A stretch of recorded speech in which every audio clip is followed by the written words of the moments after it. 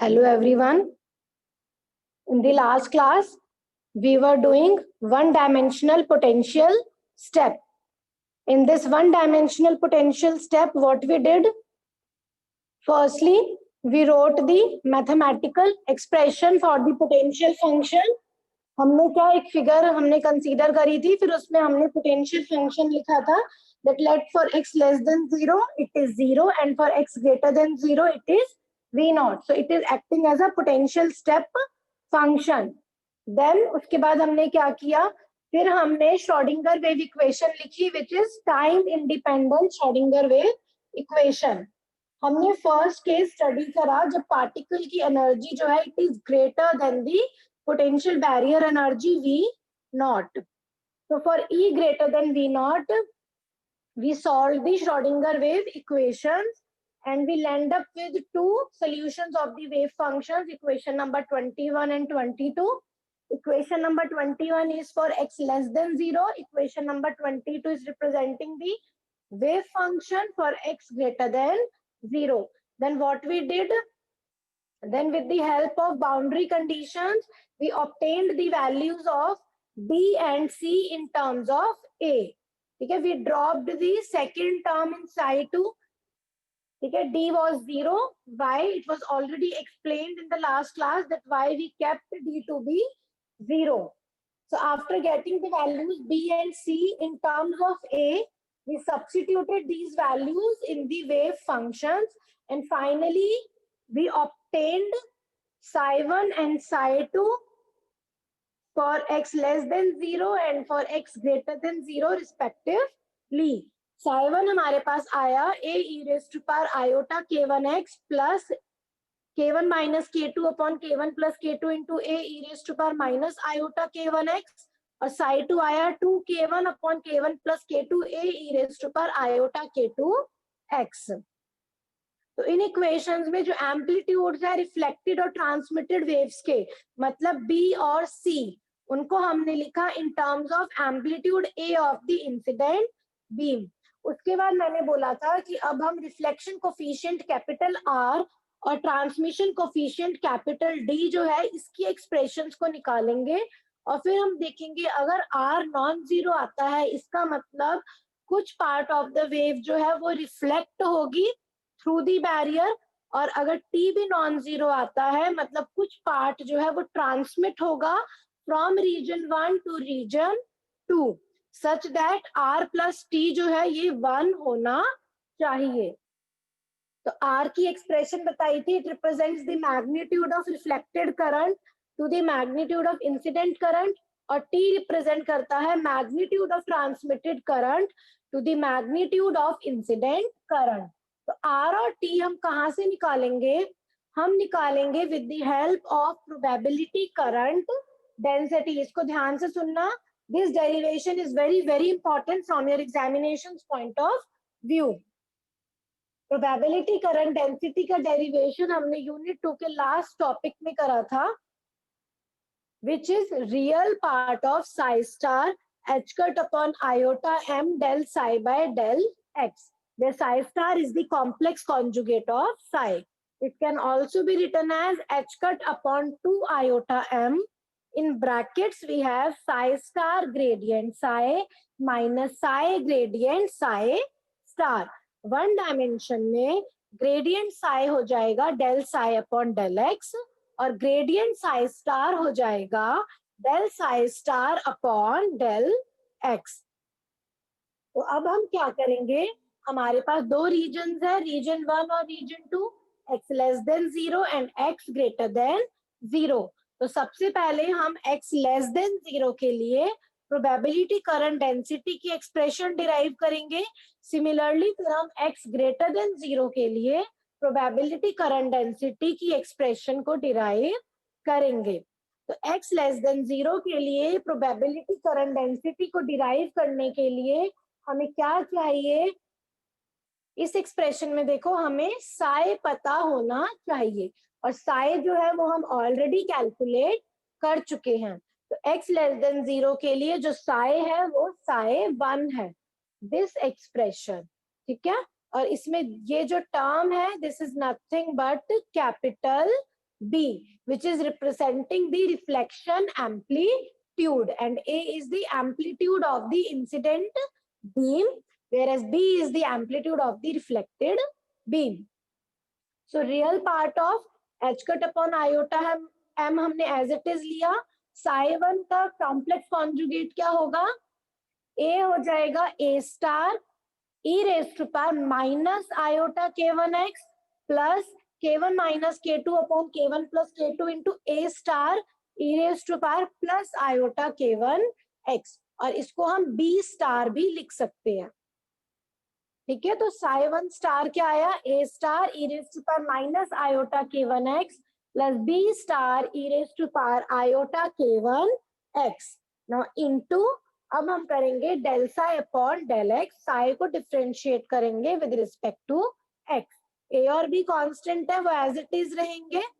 A e raised to power iota k1x का differentiation क्या होगा? A into iota k1 e raised to power iota k1x, और second term जो है इसका डिफरेंशिएशन क्या होगा? Minus iota k1 into B into E raise to power minus iota k1x. तो we can take iota k1 common. Iota k1 common ले लिया, bracket में क्या रह गया? a e raise to power iota k1x minus b e raise to power minus iota k1x. ठीक है. Now अब हम क्या करेंगे? आयोटा से आयोटा कैंसल आउट हो गया.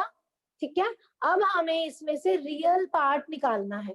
H cut k1 upon m तो कांस्टेंट है, इसको हमने एज इट इज लिख दिया. अब फर्स्ट जो हम, इस ब्रैकेट में भी दो टर्म्स है, इस ब्रैकेट में भी दो टर्म्स है. जब इन दोनों को मल्टीप्लाई करेंगे हमारे पास चार टर्म्स आएंगी. दो टर्म्स रियल होंगी, दो टर्म्स इमेजिनरी होंगी. तो जो इमेजिनरी टर्म्स है उनको ड्रॉप करेंगे और रियल टर्म्स को लिखेंगे, क्योंकि हमें प्रोबेबिलिटी करंट डेंसिटी की डेफिनेशन यूज कर रहे हैं which is saying it is real part of this bracket. तो इस ब्रैकेट के अंदर जितनी भी रियल टर्म्स है उनको हम लेंगे, इमेजिनरी टर्म्स को हम ड्रॉप आउट करेंगे. तो जब हम फर्स्ट टर्म्स को मल्टीप्लाई करेंगे दोनों ब्रैकेट के, तो a स्टार इंटू a हो गया mod a square which is now real, और e raise to power minus iota k1x into e raise to power iota k1x हो गया 1. तो हमारे पास एक टर्म आ गई मॉड a स्क्वायर, इसको ब्रैकेट में रखना है. नेक्स्ट सेकेंड टर्म को जब मल्टीप्लाई करेंगे वो इमेजिनरी है, उसको ड्रॉप आउट करो, वो e raise to power minus 2 iota k1x के टर्म में आएगा. सिमिलरली इसको और इसको मल्टीप्लाई करेंगे तो e raise to power 2 iota k1x हो जाएगा which is again an imaginary term. अब इसको और इसको मल्टीप्लाई करो, दोनों ही ब्रैकेट्स की सेकंड टर्म्स को, तो b स्टार इंटू b हो गया मॉड b स्क्वायर, और e raise to power iota k1x into e raise to power minus iota k1x हो गया 1. तो हमारे पास टर्म आ गई H cut k1 upon m into bracket में mod a square minus mod b square, where mod a square is a star a, mod b square is b star b. और ये सबको पता है जो मोमेंटम होती है उसको we can write as H cut k. तो यहाँ एच कट k1 है, लेट्स से मोमेंटम हो गया p1. तो p1 क्या है? मोमेंटम है पार्टिकल की इन रीजन 1.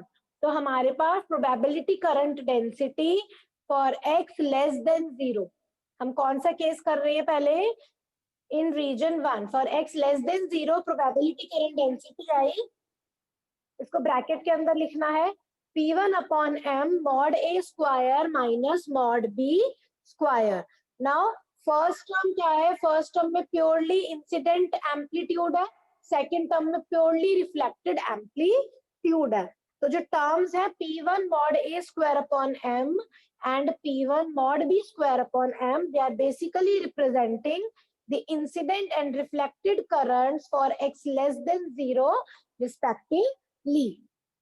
तो let's say जो first term है p1 mod a square upon m, let it be denoted by j incident, and p1 mod b square upon m is denoted by j reflected. ठीक है, तो हमारे पास ये incident current density आ गई और ये रिफ्लेक्टेड करंट डेंसिटी आ गई for x less than 0. ठीक है, अब हम क्या निकालेंगे, probability current density for x greater than 0। x greater than 0 के लिए फॉर्मूला क्या है, real part of h cut upon iota m phi star del psi upon del x। h cut upon iota m को ऐसे ही लिखा हमने। अब x greater than 0 में जो वेव फंक्शन है वो क्या है, साई 2, और साई 2 हमारे पास कितना है, साई 2 है c, this term is c e raise to power iota k2 x। तो उसका साई स्टार क्या हो जाएगा, c star e raise to power minus iota k2 x into del psi 2 upon del x। ये हो गया iota k2 into C into E raise to power iota k2 x। Exponential का differentiation बहुत simple होता है, you are already very much familiar with it. Now अब इसमें ये आयोटा टर्म्स कैंसल आउट हुई और हमारे पास ब्रैकेट में क्या रहा, h cut k2 upon m mod c square into 1 which is nothing but the real part. तो x ग्रेटर देन 0 के लिए हमारे पास ये एक्सप्रेशन निकल कर आई प्रोबेबिलिटी करंट डेंसिटी की। अब इस एक्सप्रेशन में देखो, इस एक्सप्रेशन में हमारे पास सिर्फ ट्रांसमिटेड एम्पलीट्यूड आ रहा है c। तो this is basically representing the transmitted current density, let it be denoted by j transmitted, where h cut k2 is denoted by p2, where now p2 is representing the momentum of the particle in the region 2 which is for x greater than 0। हमारे पास दो reason है ना, x less than 0 and x greater than 0, ये हमारे पास system है। ठीक है, तो हमें क्या मिला, अब हमें एम्पलीट्यूड मिल गया रिफ्लेक्टेड का, इंसिडेंट का, ट्रांसमिटेड का। अब इसकी हेल्प से हम रिफ्लेक्शन कोफिशिएंट और ट्रांसमिशन कोफिशिएंट निकाल सकते हैं with the help of their definitions. R क्या है, R is the magnitude of reflected current to the magnitude of incident current. So J reflected upon J incident, J reflected आया P1 upon M mod B square, J incident आया P1 upon M mod A square. We already know mod B square in terms of mod A square. B हमारे पास क्या था, K1 minus K2 upon K1 plus K2 into A। तो mod B square क्या हो गया, k1 minus k2 whole square upon k1 plus k2 whole square into mod A square. तो mod A square cancel out हुआ and this is the final expression of the reflection coefficient, k1 minus k2 whole square upon k1 plus k2 whole square. जहां पर k1 हमारा था 1 upon h cut under root 2m और k2 था 1 upon h cut under root 2me minus V naught, where E is greater than V naught. So this reflection coefficient is non-zero. इसका मतलब कुछ part of beam जो है वो reflect होगी, जब बीम इंसिडेंट होगी इस डायरेक्शन में, तो यहाँ इस बैरियर से कुछ पोर्शन रिफ्लेक्ट होगा, कुछ ट्रांसमिट होगा। अब हम देखेंगे ट्रांसमिट होता है या नहीं with the help of transmission coefficient. Transmission coefficient by definition होगा J trans upon J incident. J trans है h cut k2 upon m mod c square, J incident है h cut k1 m upon mod a square. h cut upon m cancel out होंगे from both the numerator and denominator. Substitute the value of mod c square using c equal to 2k1 upon k1 plus k2 into a। यहाँ पे a missing है, a आएगा। बहुत सारे errors हैं in book में, इन errors का ध्यान रखना, मैं साथ के साथ बता रही हूँ, इनको अपनी बुक में मार्क करते रहना। तो t हमारे पास आया k2 upon k1 into 2k1 upon k1 plus k2 whole square mod a square divided by mod a square after substituting the value of mod c square। तो mod a square cancel out हुआ, t हमारे पास आया 4k1 k2 upon k1 plus k2 whole square which is also non-zero, that means some part of the wave is transmitted to the region 2। इसका मतलब क्या है, अगर पार्टिकल की एनर्जी बैरियर पोटेंशियल एनर्जी से ज्यादा है, क्लासिकली तो कहते हैं कि whole of the beam should be transmitted. अगर एनर्जी बैरियर पोटेंशियल तो ज्यादा है तो पार्टिकल बैरियर को क्रॉस करके रीजन 1 से रीजन 2 में चला जाएगा। पर क्वांटम मैकेनिकली क्या है कि अगर पार्टिकल की एनर्जी बेशक बैरियर पोटेंशियल से ज्यादा है, फिर भी कुछ फाइनाइट प्रोबेबिलिटी है वेव की रिफ्लेक्ट होने की और कुछ पोर्शन ट्रांसमिट होने की।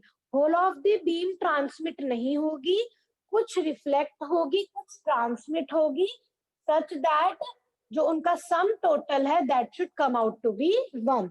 मतलब टोटल इंसिडेंस में से कुछ पार्ट रिफ्लेक्ट हुआ, कुछ ट्रांसमिट हुआ, तो sum of coefficient of reflection and transmission क्या होगा? R plus T. Substitute the values of R and T in terms of K1 and K2. R था K1 minus K2 whole square upon K1 plus K2 whole square. T है 4K1 K2 upon K1 plus K2 whole square. इसका हम LCM लेंगे, LCM आया K1 plus K2 whole square. फिर हमने K1 minus K2 whole square को लिख सकते हैं K1 square plus K2 square minus 2K1 K2। फिर हमारे पास है प्लस 4K1 K2, तो न्यूमरेटर हो गया K1 square plus K2 square plus 2K1 K2 which is K1 plus K2 whole square. तो न्यूमरेटर और डिनोमिनेटर कैंसिल आउट होंगे and we are getting 1। So R plus T, the sum of reflection and transmission coefficient is nothing but 1. It is same as we expected. ठीक है, इसमें हमने simply formula use किया है, A plus B whole square is A square plus B square plus 2ab and A minus B whole square is A square plus B square minus 2ab। so it is same as expected on the basis that sum of reflected and transmitted currents is equal to the incident current। R plus T 1 है, मतलब total incident current में से कुछ reflect हुआ, कुछ transmit हुआ। Now next इसको और अगर हम स्टडी करें तो सी फ्रॉम इक्वेशन 2.33, ये हमारे पास इक्वेशन है 2.33 जहां हमने रिफ्लेक्शन कोफिशिएंट को डिराइव करा है। ये कहता है note that the coefficient of reflection R tends to 1 as K2 tends to 0। अगर K2 0 की तरफ जाएगा तो R क्या हो गया? K1 square upon K1 square. K2 अगर 0 हो गया तो R is tending to 1.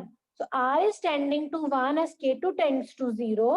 And also note that R is tending to 0 as K2 tends to K1. K2 अगर K1 के बराबर हो गया तो K1 माइनस K2 0 हो गया, तो R is tending to 0 as K2 tends to K1। Hope ये क्लियर है सबको। इक्वेशन नंबर 33 से हम ये कह सकते हैं if K2 is tending to 0 then R is tending to 1। मतलब अगर K2 0 की तरफ जाएगा तो whole of the beam reflect हो जाएगी, ट्रांसमिट नहीं होगा। And if K2 is tending to K1 then R is tending to 0। मतलब अगर K2 K1 के बराबर हो गया तो कोई रिफ्लेक्शन नहीं होगा, टोटल ट्रांसमिशन होगा। K2 हमारे पास क्या है? Under root 2me minus V naught upon H cut square और K1 है under root 2me upon H cut square. तो अगर K2 K1 को टेंड कर रहा है, इस इक्वेशन को देखो और इस इक्वेशन को देखो, K2 K1 के बराबर कब होगा? जब V नॉट जो है ये 0 होगा। So K2 tends to K1 when V naught tends to 0। V naught अगर 0 को टेंड करा, इसका मतलब क्या है? जो ये बैरियर है ये खत्म हो जाएगा।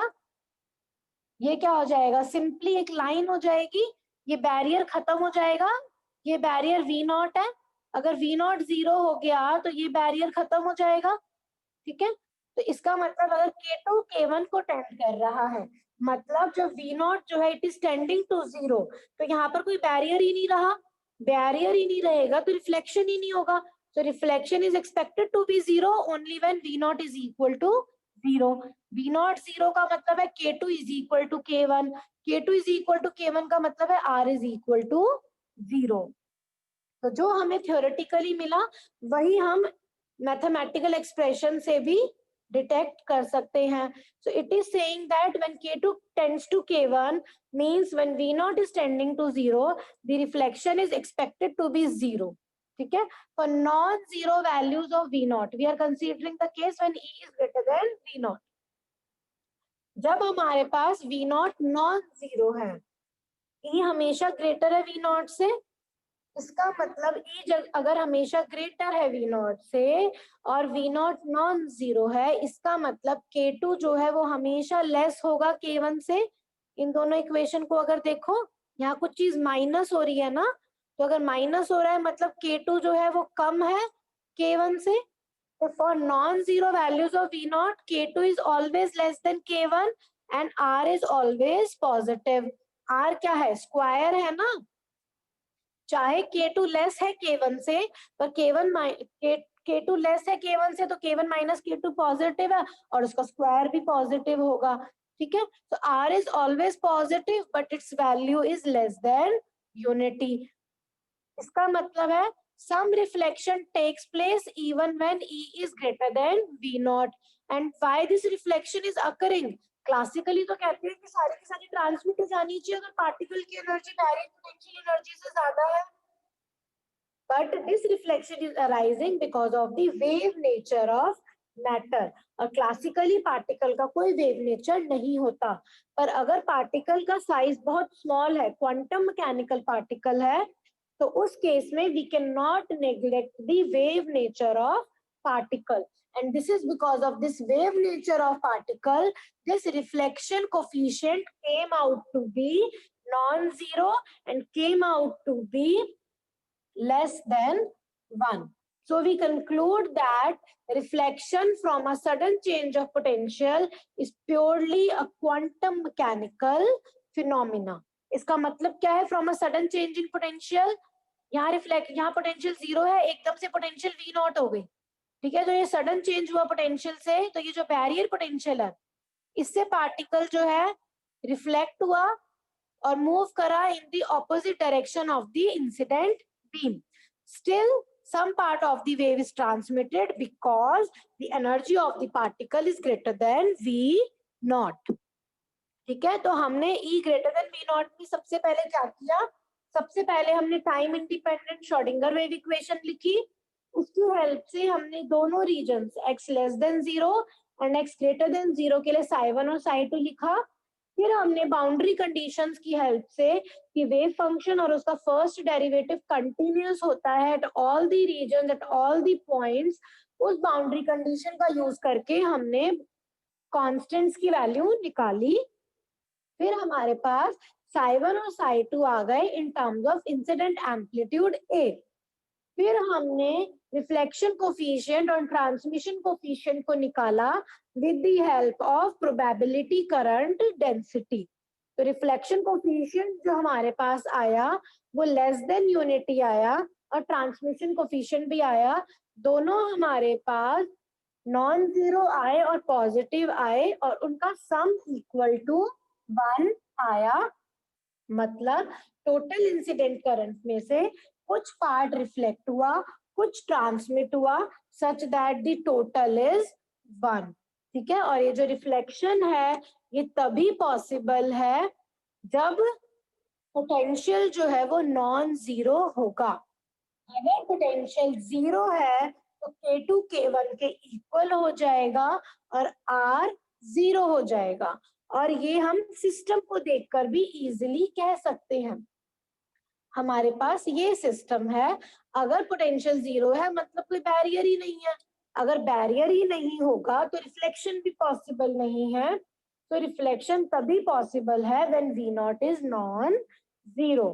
That means when K2 is tending to K1, R is tending to 0, and when K2 is tending to 0, R is tending to 1. And this phenomena, this reflection phenomena, this arising of reflection is only because of the wave nature of matter. So this reflection from the barrier, that means from the sudden change in potential, is purely a quantum mechanical phenomena. ठीक है, अब next class में we'll study the second case where the energy of the particle is less than the barrier potential but it is greater than zero। मतलब energy positive है और less है barrier potential energy से, तो क्या होगा। फिर हम नेक्स्ट क्लास में ही थर्ड केस देखेंगे जब पार्टिकल की एनर्जी जो है वो लेस देन जीरो है, मतलब नेगेटिव है, which is actually not possible. और यहाँ पर भी हम यही देखेंगे, जब एनर्जी नेगेटिव है तो उस केस में कोई सोल्यूशन एग्जिस्ट नहीं करेगा, इट इज नॉट पॉसिबल। तो सेकंड केस हम देखेंगे पहले, जब पार्टिकल की एनर्जी बैरियर पोटेंशियल एनर्जी से कम है।